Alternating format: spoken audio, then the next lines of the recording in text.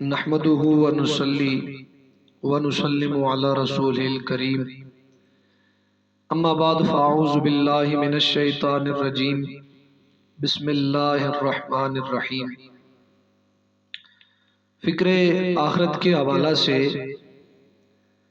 امیر المؤمنین حضرت عمر فاروق رضی اللہ تعالیٰ عنہ فرمایا کرتے تھے، اپنے نفس کو تول لو اس سے پہلے کہ تمہارے اعمال کو تولا جائے۔ پھر فرمایا اپنے آپ کا محاسبہ کر لو اس سے پہلے کہ تمہارا حساب و کتاب لیا جائے۔ حضرت ابو ذر غفاری رضی اللہ تعالیٰ عنہ روایت کرتے ہیں، حضور نبی کریم صلی اللہ علیہ وسلم کا ارشاد گرامی القدر ہے، حدیث قدسی ہے۔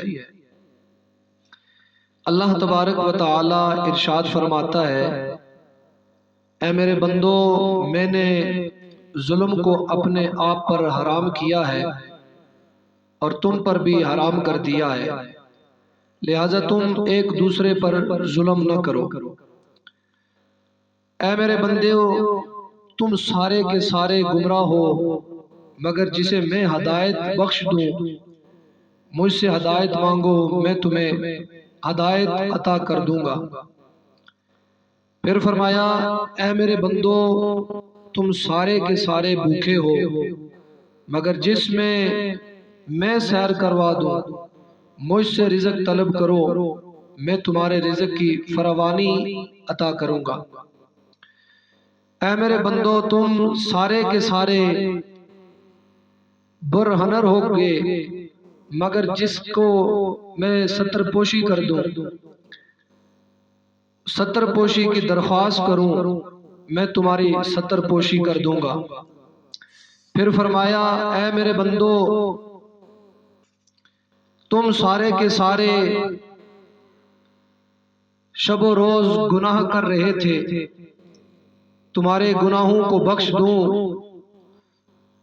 مجھ سے گناہوں کی مغفرت طلب کرو میں تمہارے گناہوں کی بخشش فرما دوں گا۔ پھر فرمایا میرے بندو، اگر تمہارے اولین و آخرین جن و انس کسی ایک شخص کے دل کی تقوی پر جمع ہو جائیں تو میرے ملک میں ذرہ بھر بھی اضافہ نہ کر سکیں گے۔ اے میرے بندو، اگر تمہارے اولین و آخرین جن و انس کسی ایک فاسق اور فاجر کے دل پر جمع ہو جائیں تو میری شان میں سے ذرہ بھر بھی کمی نہیں کر سکتے۔ اے میرے بندو، اگر تمہارے اولین و آخرین جن و انس ایک چٹیل میدان میں کھڑے ہو کر ہر طرف اپنی حاجت مجھ سے مانگیں، میں اسے اس کی ہر حاجت کے مطابق عطا کروں تو میرے پاس خزانوں میں سے اتنا بھی کم نہ ہوگا جتنا سوئی سمندر میں ڈالو پھر نکالو سمندر کی فیاضی کم ہوتی ہے۔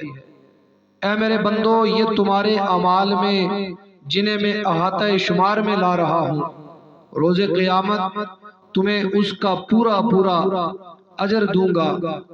جو شخص بلائی پائے اسے چاہیے کہ وہ حمد و ثنا بجا لائے، اور جو اس کے علاوہ پائے اسے چاہیے وہ اپنے ہی نفس کی ملامت کرے۔